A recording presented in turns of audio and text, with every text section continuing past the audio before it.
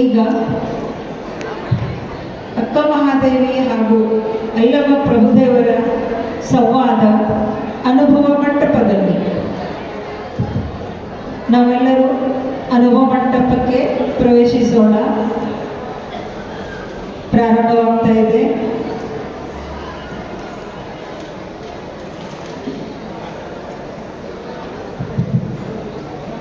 ಶರಣ ಬಂಧುಗಳೇ, ಈ ಅನುಭವ ಮಂಟಪವೆಂಬ ಆಧ್ಯಾತ್ಮ ವಿಶ್ವವಿದ್ಯಾಲಯ ಕಟ್ಟುವುದಕ್ಕೆ ಕಾಶ್ಮೀರದಿಂದ ಕನ್ಯಾಕುಮಾರಿವರೆಗೆ ವಿವಿಧ ಭಾಷೆ, ಜಾತಿ, ಕಾಯಕದ ಶರಣರು ಇಲ್ಲಿ ಸಮಾವೇಶಗೊಂಡಿದ್ದಾರೆ.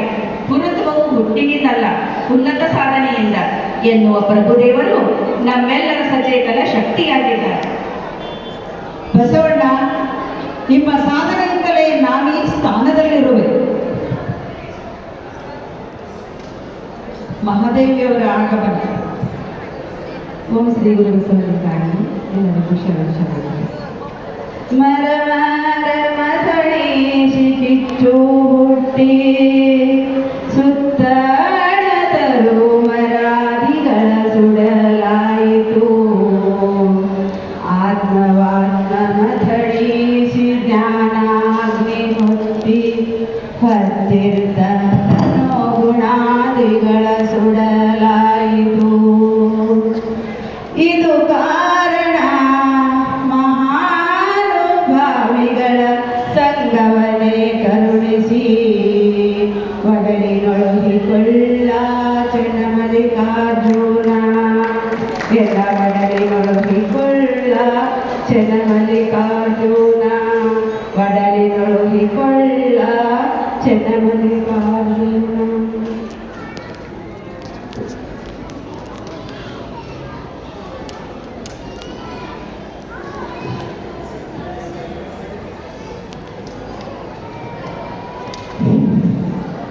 ಶರಣಾರ್ಥಿ. ಸೂರ್ಯನುದಯ ತಾವರಗೆ ಜೀವಾಳ, ಸೂರ್ಯನುದಯ ತಾವರಗೆ ಜೀವಾಳ. ಚಂದ್ರಮನುದಯ ನೈದಿಲೆಗೆ ಜೀವಾಳ, ಚಂದ್ರಮನುದಯ ನೈದಿಲೆಗೆ ಜೀವಾಳ. ಕೂಪರಠಾವಿನಲ್ಲಿ ಕೂಟ ಜೀವಾಳ, ಒಲಿದ ಠಾವಿನಲ್ಲಿ ನೋಟ ಜೀವಾಳ. ಕೂಪರ ಠಾವಿನಲ್ಲಿ ಕೂಟ ಜೀವಾಳ, ಒಲಿದ ಠಾವಿನಲ್ಲಿ ನೋಟ ಜೀವಾಳ. ಕೂಡಲ ಸಂಗಮ ಶರಣರ ಬರವೆಮಗೆ, ಕೂಡಲ ಸಂಗಣ ಶರಣರ ಬರವೆಮಗೆ. ಪ್ರಾಣ ಜೀವಾಳ, ಪ್ರಾಣ ಜೀವಾಳ, ಪ್ರಾಣ ಜೀವಾಳ. ಶಾಂತಿ ಶಾಂತಿ, ಯಾರೂ ಸ್ಥಾನ ಬಿಟ್ಟು ಕದಲಲಾಗದು.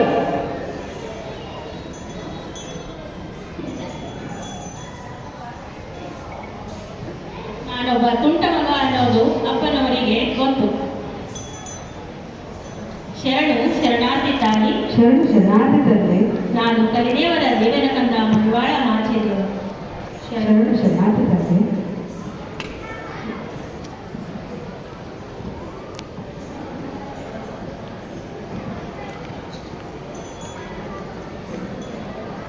ನಡೆಯುವ ಮಳೆಯ ಮೇಲೆ ನಿಮ್ಮ ಪಾದವನ್ನಿಟ್ಟು ಮುನ್ನಡೆಯಬೇಕು ತಾಯಿ. ಶರಣು ಶರಣಾರ್ಥಿ. ಶರಣು ಶರಣಾರ್ಥಿ ತಂದೆ. ಇಂತಹ ಮಹಾನುಭಾವ ವಿನಯ ತುಂಬಿ ಮಡಿ ಹಾಸಿದರೆ ತಾನದನ್ನು ಪಾದದಿಂದ ಮೆಟ್ಟುವುದೇ. ಅರಸಿ ತೊಳಲಿದಡಿಲ್ಲ, ಹರಸಿ ಬಳಲಿದಡಿಲ್ಲ. ಅರಸಿ ತೊಳಲಿದಡಿಲ್ಲ, ಹರಸಿ ಬಳಲಿದಡಿಲ್ಲ. ಬಯಸಿ ಹೊಕ್ಕಲಿಲ್ಲ, ತಪಸ್ಸು ಮಾಡಿದಡಿಲ್ಲ. ಅದು ತಾನಹ ಕಾಲ ಕಲದೆ ಸಾಧ್ಯವಾಗದು. ಶಿವನೊಲಿದುದಲ್ಲದೆ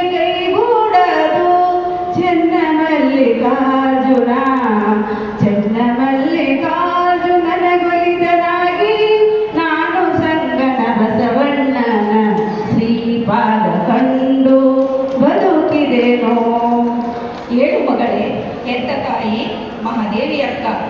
ಇಲ್ಲದವರಿಗೆ ಒಲಿದವರಿಗೆ ತನುವಿನ ಹಂಗುಂಟೆ, ಮನವಿಲ್ಲದವರಿಗೆ ಮೆಚ್ಚಿದವರಿಗೆ ಅಭಿಮಾನದ ಹಂಗುಂಟೆ, ದಿಗಂಬರರಿಗೆ ಒಲಿದವರಿಗೆ ಕೌಪಿನದ ಹಂಗುಂಟೆ. ಕೂಡಲ ಸಂಗಮ ದೇವಯ್ಯ ಮಹಾದೇವಿ ಅಕ್ಕನೆಂಬ ಭಕ್ತಿಗೆ ಆವ ಹೊರೆಯೂ ಇಲ್ಲ ನೋಡ ಪ್ರಭುವೆ. ಅಂತಹ ದೊಡ್ಡ ಯೋಗ್ಯತೆ ನನ್ನದಲ್ಲ ತಂದೆ. ಶರಣರ ಮನೆಯ ತೊತ್ತಾಗಿರಲು ಚೆನ್ನಮಲ್ಲಿಕಾರ್ಜುನನ ಕೈ ಹಿಡಿದು ಬಂದ ನಿಮ್ಮ ಕರುಣೆಯ ಕಂದ ನಾನು ತಂದೆ.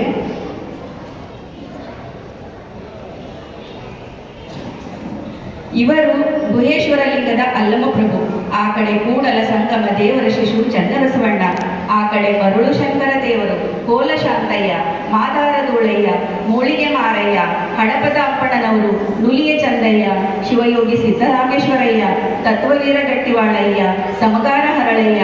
ಅತ್ತ ಕಡೆ ಶರಣಿಯರ ಗುಂಪಿನಲ್ಲಿ ಕ್ರಾಂತಿ ಗಂಗೋತ್ರಿ ಅಕ್ಕನಾಗಮ್ಮ, ಪುಣ್ಯಾಗಿನಳಾದ ನೀಲಾಂಬಿಕ, ಯೋಗ ಬಲ್ಲಿದೆ ಲಿಂಗಮ್ಮ ತಾಯಿ, ಮಹಾತಾಯಿ ಮೂಳಿಗೆ ಮಹಾದೇವಮ್ಮ. ಇವರೆಲ್ಲರೂ ಈ ಮಹಾಮನೆಯ ಮಹಾನುಭಾವರು. ಚೆನ್ನಮಲ್ಲಿಕಾರ್ಜುನನ ಶರಣರ ಪಾದಕ್ಕೆ ನಮೋ ನಮೋ ಎಂಬೆನು, ನಮೋ ನಮೋ ಎಂಬೆನು. ಸಾಕು ಸಾಕು ಈ ನಾಟಕ. ಇದೇನು ವೇಷಧಾಳಿಗಳಿಗೆ ಸುಲಭವಾಗಿ ಬರುವ ಧರ್ಮಶಾಲೆಯೇ ಅಲ್ಲ, ಅನುಭವಿಗಳಿಗೆ ಜಿಜ್ಞಾಸುಗಳಿಗೆ ಮಾತ್ರ ಸ್ಥಾನ ನೀಡುವ ಅನುಭವ ಮಂಟಪ. ತಾಯೇ, ಏರುತ್ತಿರುವ ತುಂಬು ಜೌವನದಲ್ಲಿ ಅಪ್ರತಿಮ ಲಾವಣ್ಯವತಿಯಾಗಿರುವ ನೀನು ಈ ಆಧ್ಯಾತ್ಮಿಕ ಸ್ಥಾನಕ್ಕೆ ಏಕೆ ಬಂದಿರುವೆ? ಬಹುಶಃ ದಾರಿ ತಪ್ಪಿ ಬಂದಿರಬೇಕು. ದಾರಿ ತಪ್ಪಿ ಬಂದಿಲ್ಲ ಮಹಾನುಭಾವ, ಉದ್ದೇಶಪೂರ್ವಕವಾಗಿಯೇ ಬಂದಿರುವೆನು. ನನ್ನ ಬದುಕನ್ನು ಶೃಂಗರಿಸಿಕೊಂಡು ಅರ್ಥಪೂರ್ವಕವಾಗಿ ಮಾಡಿಕೊಳ್ಳಲು ಬಂದಿರುವೆನು. ಕಣ್ಣಿಗೆ ಗುರು ಹಿರಿಯರ ನೋಡುವುದೇ ಶೃಂಗಾರ, ವಚನಕ್ಕೆ ಸತ್ಯವ ನುಡಿಯುವುದೇ ಶೃಂಗಾರ, ಜೀವಿಸುವ ಜೀವನಕ್ಕೆ ಶರಣರ ಗಣಮೇಳಾಪವೇ ಶೃಂಗಾರ. ಇವಿಲ್ಲದ ಬಾಳು ಉಪಯುಕ್ತವಿಲ್ಲ ತಂದೆ. ತರುಣಿಯರು ಎಂದರಂತೂ ಶರಣರು ದೂರ ಸಾಗುವರು. ಲಗ್ನವಾದ ಗೃಹಿಣಿ ಇದ್ದರೆ ಮಾತ್ರ ಆತಂಕವಿಲ್ಲ. ಆದ್ದರಿಂದ ನಿನಗೆ ಮದುವೆಯಾಗಿದೆಯೇ ಎಂಬುದನ್ನು ಸ್ಪಷ್ಟವಾಗಿ ಹೇಳು ತಂದೆ. ನನ್ನ ಮದುವೆ ವಿಷಯ ಜಡಜಡಿತವಾಗಿದೆಯಷ್ಟೇ. ಹರನನ್ನು ಒರಿಸಬೇಕು ಎಂದು ಅನಂತ ಕಾಲ ತಪಸ್ಸು ಮಾಡುತ್ತಲಿದ್ದೆ. ನಿನಗೆ ಪತಿಯಾರು ಎಂದಾಗ ಶಶಿಧರನ ಹೆಸರು ಹೇಳಿದೆ. ಅದಕ್ಕೆ ತಕ್ಕಂತೆ ನನ್ನವರು ಭಸ್ಮದ ಅನುಲೇಪನ ಮಾಡಿ ರುದ್ರಾಕ್ಷಿಯ ಕಂಕಣ ಕಟ್ಟಿದರು. ಚೆನ್ನಮಲ್ಲಿಕಾರ್ಜುನನೇ ನನ್ನ ಮದುವೆಯಾಯಿತು ತಂದೆ. ಓಹ್, ಸರಿ ಸರಿ, ಅಂತೂ ನಿನಗೆ ಮದುವೆಯಾಗಿದೆ ಎಂಬುದು ಸತ್ಯ. ಆದರೆ ನಿನ್ನ ಪತಿಯ ಕುರುಹು ಇನ್ನೂ ನಮಗೆ ಸ್ಪಷ್ಟವಾಗಿ ಬೇಕು. ಶರಣರ ಸತ್ಸಂಗ ಬೇಕಾದರೆ ನಿನ್ನ ಪತಿ ಯಾರು ಎಂಬುದನ್ನು ಹೇಳು. ಇಲ್ಲವಾದರೆ ಬಂದದಾರಿಗೆ ಸುಖವಿಲ್ಲವೆಂದು ಗಂಭೀರವಾಗಿ ತೊಲಗಾಚೆ ತಾಯಿ. ನನ್ನ ಪತಿಯ ಊರು ಹೇಳಲು ನನಗೆ ಸಂಕೋಚವಿಗೆ. ಸಾವಿಲ್ಲದ ಸಹಜಿಗೆ, ರೂಹಿಲ್ಲದ ಚೆಲುವಂಗೆ, ಭವವಿಲ್ಲದ ಅಭವಂಗೆ, ನಿಶ್ಚಯದಲ್ಲಿ ಚೆಲಂಗೆ ಉಳಿದಿರುವೆನು. ಚೆನ್ನಮಲ್ಲಿಕಾರ್ಜುನನೆಂಬ ಮಹಾವಿಭುವಿಗೆ ಉಳಿದಿರುವೆನು ತಂದೆ. ಪರಮಾತ್ಮನನ್ನು ಮದುವೆಯಾದ ಎಂದು ಅವಿವೇಕ ರಮಣೀಯವಾದ ಮಾತುಗಳನ್ನು ಹೇಳುತ್ತಿರುವೆ. ಮದುವೆ ಎಂದರೇನು? ಎರಡು ವ್ಯಕ್ತಿಗಳ ಸಂಯೋಗ, ತಮ್ಮ ತಮ್ಮಲ್ಲಿಯೇ ಅಲ್ಲ, ಸಮಾಜ ಸಾಕ್ಷಿಯಾಗಿ. ಅಂದಾಗೆ ನೀನು ಯಾರ ಸಾಕ್ಷಿಯಾಗಿ ಮದುವೆಯಾಗಿರುವೆಯಮ್ಮ? ಇಷ್ಟಲಿಂಗ ದೀಕ್ಷೆಯನ್ನು ಮಾಡಿದ ಶ್ರೀ ಗುರುಲಿಂಗ ದೇವರು ತೆತ್ತಿಗರಾದರು. ಪರಮಾತ್ಮನು ಮದುವಣಿಗನಾದ. ನಾನು ಮದುವಳಿಗೆಯಾದೆ. ಆನಂದ ಹೊಂದಿ ಕಣ್ಣಿಂದ ಹರ್ಷಿದ ಹರುಷಜಲವೇ, ಧಾರೋದಕವಾಗಿ ಸಮಸ್ತ ಮಾನವ ಕುಲವೇ ಈ ವಿಶ್ವ ಕುಟುಂಬತ್ವದ ವಿವಾಹ ಮಂಟಪದಲ್ಲಿ ಬಂದು ಬಳಗ ನಿಬ್ಬಣವಾಗಿ ನೆರೆಯಿತು. ಅಂತಹ ಅನುರೂಪವರನನ್ನು ಮದುವೆಯಾದುದೊಂದೇ. ಅವನು ನನ್ನೊಂದಿಗೆ ಕಣ್ಣು ಮುಚ್ಚಾಲೆ ಆಡುತ್ತಿದ್ದಾನೆ. ಆದುದರಿಂದ ಅವರನ್ನು ಒಂದುಗೂಡಿಸಿರಿ ಎಂದು ಕೇಳಿಕೊಳ್ಳಲು ನಿಮ್ಮ ಪಾದದಡಿ ಬಂದಿರುವೆನು. ಇದರ ಹೊರತು ಲೋಕದ ಉಳಿದವರ ಸುದ್ದಿ ನನ್ನಲ್ಲಿಯೇ. ನಿನ್ನ ಮದುವೆಯ ಸಂಭ್ರಮ ಹೇಗಿತ್ತು, ವ್ಯವಸ್ಥೆಯ ಬಗ್ಗೆ ಏನು ಎಂದು ಪುನಃ ಪ್ರಶ್ನಿಸಬೇಡಿ, ನಾನೇ ಹೇಳಿಬಿಡುವೆ. ಜಲದ ಮಂಟಪದ ಮೇಲೆ ಉರಿಯ ಚಪ್ಪರವ ನಿಕ್ಕಿ, ಆಲಿ ಕಲಹಸೆಯ ಹಾಸಿ, ಕಾಲಿಲ್ಲದ ಹೆಂಡತಿಗೆ ತಲೆ ಇಲ್ಲದ ಗಂಡ ಬಂದು ಮದುವೆಯಾದನು. ಎಂದೆಂದು ಬಿಡದ ಬಾಳುವೆಗೆ ಕೊಟ್ಟರೆನ್ನ ಚೆನ್ನಮಲ್ಲಿಕಾರ್ಜುನನೆಂಬ ಗಂಡಗೆನ್ನ ಮದುವೆ ಮಾಡಿದರು. ನೀನು ಮಾತಿನಲ್ಲಿ ಬಹು ಚತುರೆ, ಮುತ್ತು ಮಾಣಿಕ್ಯಗಳನ್ನೇ ವರ್ಣಿಸುವೆ. ಆದರೆ ಇಂತಹ ಬೆಳಗಿನ ಒಗಟುಗಳಿಗೆ ನಾವು ಮರಳಾಗುವವರಲ್ಲ. ಅದೇನೆಂದು ಬಿಚ್ಚು ಭಾಷೆಯಲ್ಲಿ ಹೇಳು. ಸದ್ಭಕ್ತಿ ವೃತ್ತಿ ಎಂಬ ಮಂಟಪವ ಮಾಡಿ ಸುಜ್ಞಾನದ ಚಪ್ಪರವ ಕಟ್ಟಿ ಸತ್ಕ್ರಿಯೆ ಎಂಬಂತ ಹಸೆಮಣೆಯ ಹಾಸಿದರು. ದುಶ್ಚಾರಿತ್ರವೆಂಬ ಕಾಲಿಲ್ಲದ ಜಿಜ್ಞಾಸು ವಧುವಿಗೆ ವೃತ್ತಿ ಜ್ಞಾನ ಚೈತನ್ಯ ಜ್ಞಾನ ಇಟ್ಟ ಪರಶಿವನು ವರನಾದನು. ನಮ್ಮಿಬ್ಬರದು ಬಿಡದ ಬಾಳುವೆ ಚೆನ್ನಮಲ್ಲಿಕಾರ್ಜುನನಿಗೊಲಿದ ನಿತ್ಯ ಮುತ್ತೇನೆ ನಾನು ತಂದೆ. ಮಾತಿನ ಮಂಟಪವ ಕಟ್ಟಿ ಕೇಳುವವರು ತಲೆದೂಗುವಂತೆ ಮಾಡಿದರೆ ಉಪಯೋಗವಾಗದು ಅವ್ವ. ರಮಣೀಯವಾದ ಶಬ್ದಜಾಲದಿಂದ ವಿವೇಕಿಗಳನ್ನು ಮರಳುಗೊಳಿಸುವುದು ಅಸಾಧ್ಯ. ಬೆಕ್ಕು ಕಣ್ಣು ಮುಚ್ಚಿ ಹಾಲು ಕುಡಿದಂತೆ ನಿನ್ನ ಚರಿತ್ರೆಯು ಜಗತ್ತಿನ ಸುದ್ದಿಯಾಗಿರುವಾಗ ಬಣ್ಣ ಬಣ್ಣದ ಮಾತುಗಳಿಂದ ಮಹಂತಳು ಎಂದು ತೋರಿಸಿಕೊಳ್ಳುವ ಸಾಹಸ ಪಡುತ್ತಿರುವೆ.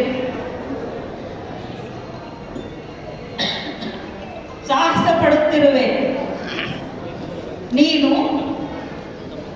ಯಾವ ಪ್ರಮಾಣವಿದೆ ನೀನು ಮದುವೆಯಾಗಿದೆ ಎಂಬುದಕ್ಕೆ? ಪ್ರಭುವೇ, ತಮ್ಮ ಈ ಪ್ರಶ್ನೆ ಅನುಚಿತವಾದುದನ್ನಲ್ಲ, ಕೇಳಲು ಅರ್ಹವಾದುದೇ. ಹೆಗ್ಗಣವನ್ನು ಒಳಗಿಟ್ಟು ನೆಲಗಟ್ಟು ಮಾಡಿದರೆ ಅದು ಎಂದಿದ್ದರೂ ಕೆದರಿ ಹೊರಬರಬಹುದು. ಆದುದರಿಂದ ಇಂತಹ ಪ್ರಶ್ನೆಗಳನ್ನು ಕೇಳಿ ಸಂಶಯ ನಿವಾರಿಸಿಕೊಳ್ಳಿ. ಕೌಶಿಕನಿಗೆ ನಾನು ಹಾಕಿದ ನಿಯಮಗಳಲ್ಲಿ ಲಿಂಗ ಪೂಜೆ, ಜಂಗಮ ಸೇವೆಗೆ ಅಡ್ಡ ಬಂದು ಒಪ್ಪಂದವನ್ನು ಉಲ್ಲಂಘಿಸಿದಾಗ ನಾನು ಅವನಿಂದ ಬಿಡುಗಡೆ ಹೊಂದಿದೆ. ಆದುದರಿಂದ ಕಾಯ ವಾಚ ಮನಸ ಚೆನ್ನಮಲ್ಲಿಕಾರ್ಜುನನಿಗೆ ಒಲಿದ ಕಾರಣ ಮಿಕ್ಕಿನವರಾರು ನನಗೆ ಸಂಬಂಧವಿಲ್ಲವಯ್ಯ. 4-5 ವಾರಗಳ ಕಾಲ ವಿಲಾಸದ ವಾತಾವರಣದಲ್ಲಿದ್ದು ವಿಷಯದ ಆಕರ್ಷಣೆಗೆ ಒಳಗಾಗಿಲ್ಲ ಎಂದು ನಂಬುವುದು ಹೇಗೆ ಮಾದೇವಿ? ಈ ಸಂಶಯ ಕಾಡುವುದು ಬಹು ಸಹಜವೇ. ಆದರೆ ಕನಸು ಮನಸ್ಸಿನಲ್ಲಿಯೂ ನನ್ನ ಮನಸ್ಸು ಲೌಕಿಕದ ಅಂಗ ಸುಖವನ್ನು ಬಯಸಲಿಲ್ಲ. ಕೀಳಾದ ಈ ಸಂಸಾರ ಸುಖಕ್ಕೆ ಎಂದೂ ನನ್ನ ಚಿತ್ತವು ಹರಿಯಲಿಲ್ಲ. ಈ ಚಲಮರದ ಕೆಳಗೆ ಕುಳಿತು ಹಾಲನ್ನು ಕುಡಿದರೂ ಸಾಮಾನ್ಯರು ಹೆಂಡವಂದೇ ವಹಿಸುವರು. ಆದರೆ ವ್ಯಕ್ತಿಗಳ ಅಂತರಂಗದಲ್ಲಿ ಒಳಹೊಕ್ಕು ನೋಡಬಲ್ಲ ನಿಮ್ಮಂಥವರು ಇಲ್ಲದ ತಪ್ಪಿಗಾಗಿ ಹುಡುಕಾಡಿದರೆ ಅದು ಅನ್ಯಾಯವಲ್ಲವೇ? ಕರುಣೆಯ ಕಡಲನ್ನು ಉಕ್ಕಿಸುವ ನಿನ್ನ ಈ ನಟನೆಯ ಮಾತುಗಳು ಶರಣರ ಮೇಲೆ ಪರಿಣಾಮ ಬೀರವು. ನಟನೆಯ ಮಾತಿದಲ್ಲ ತಂದೆ, ಹೃದಯದಾಳದಿಂದ ಬಂದುದು. ನಟನೆ ನನ್ನ ಬದುಕಿನ ಸಾರವಾಗಿದ್ದರೆ ಇಷ್ಟು ಕಷ್ಟಪಟ್ಟು ಬಂದು ನಿಮ್ಮ ಕರುಣೆಗಾಗಿ ಕೈ ಚಾಚುತ್ತಿದ್ದೇನೆ ತಂದೆ. ತನುವನುವಾಗಿ ಮನವು ಮಾರು ಹೋಗಿ ಅಗಲಲಾರದ ಚೆನ್ನನಿಗಾಗಿ ಹಂಬಲಿಸುವ ನನ್ನ ಮೇಲೆ ಇನ್ನೂ ವಿಶ್ವಾಸ ಬಾರದೆ? ನೀನು ಸೀರೆಯನ್ನು ಬಿಚ್ಚಿ ಒಗೆದುದು ವೈರಾಗ್ಯವೇ ಸರಿ. ಆದರೆ ಸೀರೆ ಎಂಬ ಸಿಪ್ಪೆಯನ್ನು ಕಳಚಿ ದಿಗಂಬರೆಯಾಗಿ ಹೊರಟು ಕೂದಲ ತೆರೆಯನ್ನು ಮರೆಮಾಚಿಕೊಂಡಿರುವುದು ಏತಕ್ಕೆ? ಅದು ನನಗಾಗಿ ಅಲ್ಲ ತಂದೆ, ನಿಮ್ಮಂತವರಿಗಾಗಿ. ಹೌದು, ಎಲ್ಲರೂ ನಿಮ್ಮಂತೆ ಪರಿಪಕ್ವಾವಸ್ಥೆಯಲ್ಲಿ ಇರುವುದಿಲ್ಲ. ಅರ್ಧಂಬರ್ಧ ಸಾಧಕರಾದ ಸಿದ್ಧ ಪುರುಷರು ಈ ಅನುಭವ ಮಂಟಪದಲ್ಲಿ ಇರುವರು. ಅವರು ಕಾಮನ ಮುದ್ರೆಯನ್ನು ಕಂಡು ಶೋಭೆಗೊಳ್ಳಬಾರದು ಎಂಬ ಮುನ್ನೆಚ್ಚರಿಕೆಯಿಂದ ಮುಚ್ಚಿರುವೆನು ತಂದೆ. ಸೀರೆ ಎಂಬ ಸಿಪ್ಪೆಯನ್ನು ಕಳಚಿ ದಿಗಂಬರೆಯಾಗಿ ಹೊರಟ ನಿನ್ನನ್ನು ಕಾಮುಕರೆಂಬ ಕ್ರಿಮಿಗಳು ಮಲಿನಗೊಳಿಸಿಲ್ಲ ಎಂದು ನಂಬುವುದು ಹೇಗೆ? ಶಿವ ಶಿವ, ಇದೆಂತ ಕರ್ಣ ಕಠೋರ ಪ್ರಶ್ನೆ. ಇರಲಿ, ನೀವೇಕೆ ವಿವಂಚಿತರಾಗುವಿರಾ ತಂದೆಗಳಿಗ? ಹಲವಾರು ತಿಂಗಳ ಕಾಲ ವಿದ್ಯಾಭ್ಯಾಸ ಮಾಡಿದ ಹುಡುಗ ಗುರುಗಳ ಎದುರಿನಲ್ಲಿ ನಿಂತು ಉತ್ತರಿಸಿದರೆ ಅದು ಲೇಸಲ್ಲವೇ? ಅವನು ಮುಂದಕ್ಕೆ ಹೋಗಲು ಸದಾವಕಾಶವಷ್ಟೇ. ಆದುದರಿಂದ ನಾನು ಉತ್ತರಿಸುವೆನು. ಸಿಪ್ಪೆಯನ್ನು ಕಳಚಿ ಹೊರಗಡೆ ಇಟ್ಟರೆ ಕ್ರಿಮಿಗಳು ಮುತ್ತುವುದು ಸಹಜ.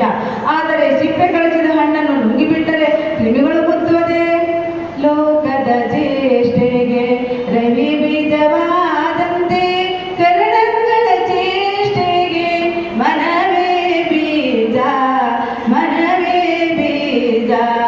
ಎನ್ನೊಳಗೊಂದು ಮನ ಆಗನ ನಿಮ್ಮಲ್ಲಿ ಸಿಲುಕಿದ ಬಳಿಕ ನನಗೆ ಭವ ಉಂಟೆ. ಚೆನ್ನಮಲ್ಲಿಕಾರ್ಜುನ, ಚೆನ್ನಮಲ್ಲಿಕಾರ್ಜುನ. ಬಲೇ ಬಲೆ ಉಗೇ ಉಗಿ, ಬಲೇ ಬಲೆ ಉಗೇ ಉಗಿ. ಮನಸ್ಸು ಕೂಡ ಅಷ್ಟೇ ಪವಿತ್ರವಾಗಿದೆ ಎಂದು ನಂಬುವುದು ಹೇಗೆ? ಎಂತೆಂಥವರು ಕಾಮನ ಕೈಯಲ್ಲಿ ಸಿಕ್ಕು ಮುರಾಮಟ್ಟೆಯಾಗಿರುತ್ತಾರೆ. ಆದರೆ ಇಂತಹ ಕಾಮನನ್ನು ಗೆಲ್ಲುವುದು ಅಸಾಧ್ಯ. ಶರೀರದ ಕೋಟಲೆಗಳನ್ನು ಆಚಾರದ ಬಲದಿಂದ ಗೆದ್ದೆ. ಮನದ ಸಂಕಲ್ಪ ವಿಕಲ್ಪವನ್ನು ಅನುಭವಗಳಿಂದ ಗೆದ್ದೆ. ಜೀವನ ಪರಿಭ್ರಮಣವನ್ನು ದಿವ್ಯವಾದ ಅನುಭವಗಳಿಂದ ಗೆದ್ದೆ. ಇಂದ್ರಿಯಗಳ ಉಪಟಳವನ್ನು ಶಿವನೊಲುಮೆಯ ಬೆಳಗನೊಟ್ಟಿಗೆಲಿದೆ. ಹೀಗೆ ಶಿವನ ವಾಣಿಯನ್ನೇ ಸುಳ್ಳಾಗಿರಿಸುವೆ. ಕಾಮನೆ ನನ್ನ ಮನದಲ್ಲಿ ಹುಟ್ಟಿಲ್ಲವಾದಾಗ ಅವನನ್ನು ಗೆಲ್ಲುವ ಪ್ರಸಂಗ ಎಲ್ಲಿಯದು?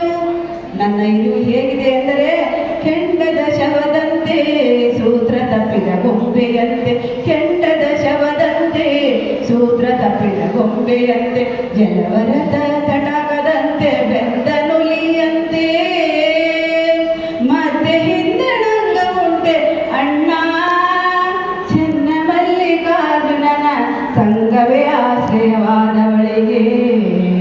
ಹೆಂಡನವನ್ನು ಅಳಿದುಕೊಂಡು ಸುಟ್ಟ ಹಗ್ಗದಂತೆ ರೂಪ ಮಾತ್ರವಾಗಿರುವೆ. ಲೋಕದಲ್ಲಿ ಇದ್ದರೂ ಲೌಕಿಕಳಾಗಲಿಲ್ಲ, ಚೆನ್ನನ ಆಶ್ರಯದಲ್ಲಿರುವನು ತಂದೆ. ನಿನಗೆ ದೇಹ ಇಂದ್ರಿಯಗಳೆಂಬ ಜಾತಿ ಸೂತಕವಿರುವಾಗ ಗುಹೇಶ್ವರನನ್ನು ಬೆರೆಯಲು ಸಾಧ್ಯವೇ? ಶರೀರವು ಇರುವ ತನಕ ದೇವರನ್ನು ಒಲಿಯುವುದು ಸಾಧ್ಯವಿಲ್ಲ ಎಂಬುದು ನಿಮ್ಮ ತಿಳುವಳಿಕೆ. ಹಾವಿನಲ್ಲಿ ವಿಷದ ಹಲ್ಲು ಇರುವ ತನಕ ಮಾತ್ರ ಅಪಾಯಕಾರಿ. ಆದರೆ ಆ ಹಲ್ಲನ್ನು ಕಳೆದಾಗ ಹಾವಾಡಿಗನಿಗೆ ಬದುಕಲು ಅದೇ ಸಹಾಯಕಾರಿ ಅಲ್ಲವೇ? ಪರಿಶುದ್ಧತೆ, ಸರ್ವಾಂಗ ಲಿಂಗತ್ವಗಳು ಸುಲಭ ಸಾಧ್ಯವಿಲ್ಲ. ಕೆಲವರಿಗೆ ತನುಶುದ್ಧವಿದ್ದರೂ ಮನಶುದ್ಧವಿರದು, ಮನಶುದ್ಧವಿದ್ದರೂ ಇಂದ್ರಿಯಗಳು ಚಪಲತೆಯಿಂದ ಹರಿಯುತ್ತಿರುತ್ತವೆ. ಈ ಎಲ್ಲವನ್ನು ಶುದ್ಧೀಕರಿಸುವುದು ಮಾತನಾಡಿದಷ್ಟು ಸುಲಭವಲ್ಲ. ಪ್ರಭುವೇ, ನಾನು ನೇರವಾಗಿ ದೇವರನ್ನು ಪೂಜಿಸಿ ಬದುಕಿನಲ್ಲಿ ಸೌಖ್ಯವನ್ನು ಮೋಕ್ಷವನ್ನು ಹೊಂದಲು ಸಮರ್ಥಳಾದೆ. ಶರೀರದಲ್ಲಿ ಇದ್ದುಕೊಂಡೇ ಅವನ ಕರುಣೆಯನ್ನು ಹೊಂದಲು ಸಮರ್ಥಳಾಗಿರುವುದು ತಂದೆ. ದೇವನನ್ನು ಒಲಿದೆ ಕೂಡಿದೆ ಎಂದು ಹೇಳುತ್ತಿರುವ ನೀನು ಇಲ್ಲಿಯ ತನಕ ದೇವನಿಂದ ದೂರವಿದ್ದೆ ಅಗಲಿದ್ದೆ ಎಂದು ಹೇಳಿದಂತಾಯಿತು. ದೇವನನ್ನು ಬಿಟ್ಟು ಮಾನವ ಇರಬಲ್ಲ ಎಂದು ಹೇಳಿದುದು ಅಲ್ಲದೆ ಅವನನ್ನು ಸರ್ವವ್ಯಾಪಕತ್ವದಿಂದ ಕೆಳಗಿಳಿಸಿದೆ. ಇದು ವ್ಯಾವಹಾರಿಕ ಮಟ್ಟದಲ್ಲಿ ನಿಂತು ಆಡಿದ ಮಾತು ಪ್ರಭುವೇ. ತುಪ್ಪವು ಸ್ವಾಭಾವಿಕವಾಗಿ ದ್ರವ, ತಂಪಿನ ಸಂಪರ್ಕವಾದಾಗ ಗಟ್ಟಿಗೊಳ್ಳುವುದು. ಗಟ್ಟಿಗೊಂಡ ತುಪ್ಪ ತ್ರಿತುಪ್ಪದ ಗರ್ಭದಲ್ಲೇ ಇರುವುದು. ಪರಮಾತ್ಮನು ಜೀವಿಗಳಿಗೆ ಭೂಮಿಕೆಯ ಆತ್ಮನು ಅಂತಃಕರಣದಿಂದ ಜೀವನಾಗುವನು. ಶ್ರೀ ಗುರು ಜ್ಞಾನಾಗ್ನಿಯಿಂದ ಆ ಮೇಲಿನ ಆವರಣವನ್ನು ಕಲಿಸಿದಾಗ ಮತ್ತೆ ಮೂಲ ಚೈತನ್ಯದೊಡನೆ ಬೆಗೆಯುವನು. ನಾನು ಚೆನ್ನಮಲ್ಲಿಕಾರ್ಜುನನೆಂಬ ಗಂಡನ್ನು ಒಳಗೊಂಡೆ ತಂದೆ. ಇದಂತೂ ಬಹು ಹಾಸ್ಯಾಸ್ಪದ. ಸಕ್ಕರೆ ಗೊಂಬೆ ಕ್ಷೀರಸಾಗರ ದಾಳವನ್ನು ನೋಡಿ ಬರುವೆನೆಂದು ಟಣ್ಣನೆ ಸಮುದ್ರದಲ್ಲಿ ಹಾರಿದರೆ ಮತ್ತೆ ಹೊರಬರಬಲ್ಲುದೇ? ನಾ ಸತ್ತೆ ಎಂದು ಹೆಣ ಕೂಗಲು ಸಾಧ್ಯವೇ? ಕಣ್ಣಿಗೆ ಕಾಣದಂತೆ ಉಗಿದಿಟ್ಟ ದನ ಎದ್ದು ಕರೆಯಲು ಸಾಧ್ಯವೇ? ಹೆಪ್ಪಿಟ್ಟ ಹಾಲು ಹುಳಿಯಾಗುವುದಲ್ಲದೆ ಸಿಹಿ ಆಗುವುದು ಉಂಟೆ? ಉಂಟು ಎಂದರೆ ಮಹಾಮೂರ್ಖತನವಾದಂತೆ. ನಾನು ದೇವನನ್ನು ಒಳಹಕ್ಕು ಬೆರೆಸಿದೆ ಎಂದರೆ ನಂಬಲು ಸಾಧ್ಯವಿಲ್ಲ. ಬೆರೆಸಿದವನ ಮಾತು ಮುಗ್ಧವಾಗುವುದು. ನನ್ನ ಬಾಯಲ್ಲಿ ನಾಲಿಗೆ ಇಲ್ಲ ಎಂದು ವ್ಯಕ್ತಿಯು ಘೋಷಿಸಿದರೆ ಇಲ್ಲ ಎಂಬುದರಲ್ಲಿಯೇ ನಾಲಿಗೆ ಅಸ್ತಿತ್ವ ಸಿದ್ಧವಾಗುವಂತೆ ನಾನು ದೇವನನ್ನು ಕೂಡಿದೆ ಎಂದು ಹೇಳುತ್ತಿರುವುದೇ ಕೂಡಿಲ್ಲವೆಂಬುದಕ್ಕೆ ಸಾಕ್ಷಿ. ಸಾಧಕನು ಮಾತನಾಡುವನು, ಸಿದ್ಧನು ಮಾತನಾಡನು. ಶಬ್ದ ಮುಗ್ಧತೆ ಸಿದ್ಧತ್ವದ ಲಕ್ಷಣ. ಸತ್ತ ಹೆಣವು ಮಾತನಾಡಲು ಸಾಧ್ಯವಿದೆ. ಮುಗಿದಿಟ್ಟ ಹಣ ಎದ್ದು ಕರೆಯುವ ಸಂಭವ ಉಂಟು. ಹೆಪ್ಪಿಟ್ಟ ಹಾಲು ಸಿಹಿ ಆಗುವುದು ಬಹು ಸಹಜ. ದಣಿದು ಮಲಗಿ ಕನಸನ್ನು ಕಂಡು ಎದ್ದು ಹೇಳುವಲ್ಲಿ ಸತ್ತ ಹೆಣ ಎದ್ದು ಮಾತನಾಡದಂತಾಗಲಿಲ್ಲವೇ? ನಿದ್ದೆಯು ದಿನನಿತ್ಯದ ಸಾವು. ಭೋಗಿಸಬೇಕು ಎಂಬ ಅದೃಷ್ಟವಿದ್ದರೆ ತನ್ನ ಋಣದ ದನ ಹೇಗಾದರೂ ಎದ್ದು ಕರೆಯುವುದುಂಟು. ಹೆಪ್ಪಿಟ್ಟ ಹಾಲು ಹುಳಿಯಾಗಿ ಮೊಸರಾದರೂ ಮತ್ತೆ ತುಪ್ಪವಾಗಿ ಸಿಹಿಯಾಗದೆ ಬಹುಶಃ ಹಿಂದಿನದೆಲ್ಲವನ್ನು ಮರೆತಂತೆ ತೋರುತ್ತದೆ. ಏಕೆ ಹಾಗೆ ಹೇಳುವೆ? ಮುಕ್ತಾಯ ಕಳೆಗೆ ಇದೇ ಉತ್ತರವನ್ನು ಹೇಳಲಿಲ್ಲವೇ? ಅಧಿಕ ಪ್ರಸಂಗದ ಮಾತಿಗಿಂತ ಮೌನ ಲೇಸು, ಮೌನಕ್ಕಿಂತ ಮಾತಿನ ಜ್ಯೋತಿರ್ಲಿಂಗ ಲೇಸು ಎಂದು. ಮಾತು ಬೆಳ್ಳಿ, ಮೌನ ಬಂಗಾರ ಎಂಬುದು ಶರಣ ಧರ್ಮವಲ್ಲ. ಮೌನ ಬಂಗಾರವಾದರೆ ದೈವಿ ನುಡಿ ಮಾಣಿಕ್ಯ ಎಂಬುದು ಶರಣ ಧರ್ಮದ ವಿಶೇಷ ದೃಷ್ಟಿಕೋನ. ಸಾಧಕನಾಗಿ ಆಡುವ ಮಾತಿಗೂ ಶುದ್ಧ ಪುರುಷನಾಗಿ ನುಡಿಯುವ ವಚನಕ್ಕೂ ಅಜಗಜಾಂತರ ವ್ಯತ್ಯಾಸ. ಸಿದ್ಧ ಪುರುಷರ ಮಾತಿನ ಜ್ಯೋತಿಯಲ್ಲಿ ಲಿಂಗವನ್ನೇ ಕಾಣಬಹುದು. ಕೊಡವು ತುಂಬುವಾಗ ಶಬ್ದ, ತುಂಬಿದ ಬಳಿಕ ನಿಶಬ್ದ. ತುಂಬಿದ ಕೊಡವನ್ನು ಬರಿದಾದ ಪಾತ್ರೆಗೆ ಬಗ್ಗಿಸಿದಾಗ ಮತ್ತೆ ಶಿವಶಬ್ದ. ಸಾಧಕನು ತನಗಾಗಿ ಮಾತನಾಡನು, ಜಗದ ಕಲ್ಯಾಣಕ್ಕಾಗಿ ಮಾತನಾಡುವನಷ್ಟೇ.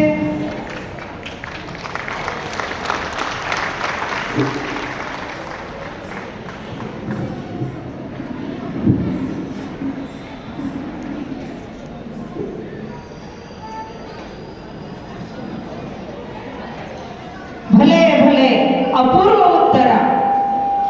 ಬಸವಣ್ಣ, ನಿಮ್ಮ ಮೋಹದ ಮಗಳು ಅನುಭವ ಮಂಟಪದ ಪ್ರೇಮದ ಪುತ್ಥಳಿ ಜಯಶೀಲಳಾದಳು. ಅಂಗನೆಯ ರೂಪಲ್ಲದೆ ಮನವಸ್ತು ಭಾವದಲ್ಲಿ ಬೆಚ್ಚಂತಿರುವುದು. ಬಂದ ಕಥನದಲ್ಲಿ ಬಂದು ಹೀಗಿದೆಯಲ್ಲ ಅಕ್ಕ, ಬಸವಣ್ಣ, ಕತ್ತಲೆಯಲ್ಲಿ ಸಾಗುವವನು ಮರವೊಂದನ್ನು ಕಂಡಾಗ ಮೊದಲಿಗೆ ಕಳ್ಳನೆಂದು ತಿಳಿದು ಬೆಳಕು ಬಿದ್ದಾಗ ಅದು ಸ್ಥಾನ ಎಂದು ಅರಿಯುವಂತೆ ಮಹಾದೇವಿಯನ್ನು ಕೇವಲ ಸಾಮಾನ್ಯ ಹೆಣ್ಣು ಎಂದು ಅವಿವೇಕ ಅಜ್ಞಾನದಿಂದ ತಿಳಿಯಬಾರದು ಎಂಬುದಕ್ಕಾಗಿ ಈ ಸಂವಾದದ ಬೆಳಗನ್ನು ಚೆಲ್ಲಬೇಕಾಯಿತು. ಬಸವಣ್ಣ, ನಿಮ್ಮ ಮೋಹದ ಮಗಳು ಅನುಭವ ಮಂಟಪದ ಪ್ರೇಮದ ಪುತ್ಥಳಿ ಜಯಶೀಲಳಾದಳು. ಪರಿಶುದ್ಧತೆ, ಸರ್ವಾಂಗಲಿಂಗತ್ವಗಳು ಸುಲಭ ಸಾಧ್ಯವಲ್ಲ ಎಂಬುದನ್ನು ಇಲ್ಲಿ ಪ್ರಸ್ತುತವಾಗಿ ತೋರಿಸಿಕೊಟ್ಟಳು. ಅದು ಅಲ್ಲದೆ ಆಕೆ ಸದಾಕಾಲ ಸಾಧನೆಯಲ್ಲಿ ತೊಡಗಿ ತನ್ನ ಜೀವನವನ್ನು ಉದ್ಧಾರ ಮಾಡಿಕೊಂಡಳು. ಜಯ ಜಯ ಅಕ್ಕ ಮಹಾದೇವಿಗೆ ಉಗೆ ಉಗೆ, ಜಯ ಜಯ ಅಕ್ಕ ಮಹಾದೇವಿಗೆ ಉಗೆ ಉಗೆ. ಶರಣಪುಂಗವರೇ, ಮನುಕುಲ ಸಮುದ್ರದಲ್ಲಿ ದೊರೆಯುವ ಅಪಾರ ಮೌಕ್ತಿಕವಿದು. ನೀವಿನ್ನು ಈ ತಾಯಿಯನ್ನು ಅಕ್ಕನೆಂದು ಸಂಬೋಧಿಸಿರಿ. ಆಕೆ ನಮಗೆ ನಿಮಗಷ್ಟೇ ಅಕ್ಕಳಲ್ಲ, ಜಗದಕ್ಕ, ಸ್ತ್ರೀಕುಲ ಮಾರ್ಗದರ್ಶಿನಿ ಅಕ್ಕ. ಈ ಸಂಬೋಧನೆ ಹುಟ್ಟಿನಿಂದ ಬಂದುದಲ್ಲ,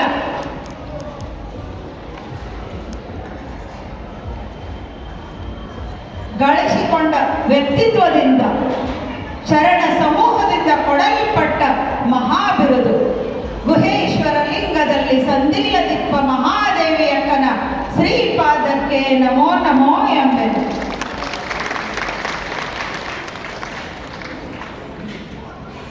ಶರಣರೇ, ಈ ಹೆಣ್ಣು ಕುಸಿನ ವ್ಯಕ್ತಿತ್ವ ನೋಡಿರಿ. ದಿಗಂಬರಳಾಗಿ ಬಂದು ನಿಂತಿದ್ದರೂ ಒಬ್ಬರಲ್ಲಿಯೂ ವಿಕೃತ ಭಾವನೆಗಳು ಮೂಡಿಲ್ಲ. ಪುಟ್ಟ ಕನ್ಯೆಯೊಂದು ಮಿಂದು ಬಂದು ಬಟ್ಟೆ ತೊಡಿಸೆಂದು ತಂದೆಯ ಮುಂದೆ ನಿಂತಹ ಭಾವವಿಲ್ಲಿದೆ. ಈಕೆಯನ್ನು ನೋಡಿದರೆ ಬಾಲತನದ ಶಿಶುವನ್ನು ನೋಡಿದಂತೆನಿಸುತ್ತದೆ. ಎಲೆ ಲಿಂಗವಂತರೇ, ಈ ತಾಯಿಯನ್ನು ನೋಡಿರಿ. ಬ್ರಹ್ಮತತ್ವದಲ್ಲಿ ಬೆರೆತು ತನ್ನ ಹೆಣ್ತನವನ್ನು ಅಳಿದುಕೊಂಡ ಮಹಾನುಭಾವ ಈಕೆ. ತಾನು ಹಿಡಿದ ಪಥದಲ್ಲಿ ಎಂತಹ ದೃಢತೆ ಇದೆ. ಯಾರ ಪ್ರಶ್ನೆಗಳಿಗೂ ಹೆದರದೆ ಉತ್ತರಿಸುವ ದಿಟ್ಟತನವಿದೆ. ಹೆಣ್ಣು ಅಬಲಳು ಮಾಯೆ ಎಂದು ಸಂಪ್ರದಾಯವು ಶತಮಾನಗಳಿಂದ ಹೇರಿರುವ ಸಂಕೋಲೆಗಳನ್ನು ಕಿತ್ತೊಗೆದು ಸ್ತ್ರೀ ಸ್ವಾತಂತ್ರ್ಯಕ್ಕೆ ಕ್ರಾಂತಿ ಕಹಳೆಯನ್ನು ಊದ ಬಂದ ವೀರ ವಿರಕ್ತೆ ನಮ್ಮ ಮಹಾದೇವಿ ಅಕ್ಕ. ನನ್ನ ಬದುಕು ಕಬ್ಬಿಣದ ಗೊಂಬೆ, ನಿನ್ನ ತತ್ವವು ಪರಿಶುದ್ಧಾಭರಣ. ಹೊಗಳತಿರುವ ತಂದೆ, ನಿನ್ನ ಈ ಪಾದ ಶಿಶುವನ್ನು ಅಬ್ಬ, ಎಂತಹ ವಿನಯಶಾಲಿನಿ, ಬಸವಣ್ಣನವರಿಗೆ ತಕ್ಕ ಮಗಳು. ಅಬ್ಬ, ಎಂತಹ ವಿನಯಶಾಲಿನಿ, ಬಸವಣ್ಣನವರಿಗೆ ತಕ್ಕ ಮಗಳು. ಶರಣರೇ, ಇಂದಿನ ಗೋಷ್ಠಿಯು ಅಭೂತಪೂರ್ವವಾದುದು. ಸುವರ್ಣಾಕ್ಷರಗಳಲ್ಲಿ ಬರೆದಿಡಬೇಕಾಗಿರುವಂತಹ ಐತಿಹಾಸಿಕ ಮಹತ್ವವುಳ್ಳದು ಎಂಬುದನ್ನು ನಾವೆಲ್ಲರೂ ಅರಿಯಬೇಕು. ಹಿರಿಯತನ ಇರುವುದು ವಯಸ್ಸಿನಲ್ಲ, ಗಳಿಸಿಕೊಂಡ ವ್ಯಕ್ತಿತ್ವದಲ್ಲಿ ಎಂಬುದನ್ನು 1000 ವರ್ಷ ಬದುಕಿದವರು ಹಿರಿಯರಲ್ಲ. ಕುಳಿತಲ್ಲಿಯೇ ಸುತ್ತಲೂ ಹುತ್ತವು ಬೆಳೆದು ಬೆಟ್ಟವು ಅದರ ಮೇಲೆ ಬೆಳೆದ ತಪಸ್ವಿಯೂ ಹಿರಿಯರಲ್ಲ. ಬದುಕನ್ನು ಅಜ್ಞಾನದಲ್ಲಿ ಕಳೆದು ಮುಪ್ಪಿನಲ್ಲಿ ತಲೆಕೆಟ್ಟು ಮಾತನಾಡುವ ಅಜ್ಞಾನಿಗಳು ಹಿರಿಯರಲ್ಲ. ಜ್ಞಾನ, ವಿರಕ್ತಿ, ನಿರ್ಲಿಪ್ತತೆಗಳೇ ಹಿರಿತನದ ಲಕ್ಷಣಗಳು ಎಂಬುದನ್ನು ನಮ್ಮ ಕೂಡಲ ಚನ್ನ ಸಂಗಯ್ಯನ ಸತಿ ಮಹಾದೇವಿಯಕ್ಕ ಸಾದೃಶ್ಯಪಡಿಸಿರುವಳು.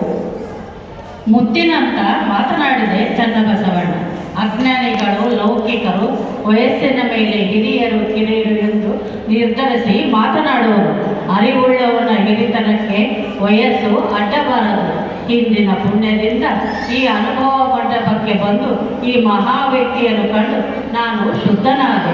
ಹೆಣ್ಣು ಹೆಣ್ಣಲ್ಲ, ಹೆಣ್ಣು ಮಾಯೆಯಲ್ಲ, ಹೆಣ್ಣು ರಕ್ಕಸಿಯಲ್ಲ, ಹೆಣ್ಣು ಸಾಕ್ಷಾತ್ ಕಪಿಲ ಸಿದ್ಧ ಮಲ್ಲಿಕಾರ್ಜುನ. ಹೆಣ್ಣು ಸಾಕ್ಷಾತ್ ಕಪಿಲ ಸಿದ್ಧ ಮಲ್ಲಿಕಾರ್ಜುನ. ಕಲ್ಯಾಣ ಕೈಲಾಸವೆಂಬ ನುಡಿ ಹಸನಾಯಿತು. ಒಳಗೂ ಕಲ್ಯಾಣ, ಹೊರಗೂ ಕಲ್ಯಾಣ. ಕಲ್ಯಾಣ ಕೈಲಾಸವೆಂಬ ನುಡಿ ಹಸನಾಯಿತು. ನಿಮ್ಮ ಸತ್ಯ ಶರಣರ ಸುಳಿವು ತೋರುತ್ತಿದೆಯ. ಸತ್ಯ ಶರಣರ ಸುಳಿವು ತೋರುತ್ತಿದೆಯ. ನಿಮ್ಮ ಶರಣ ಬಸವಣ್ಣನ ಕಾಂಬೆನ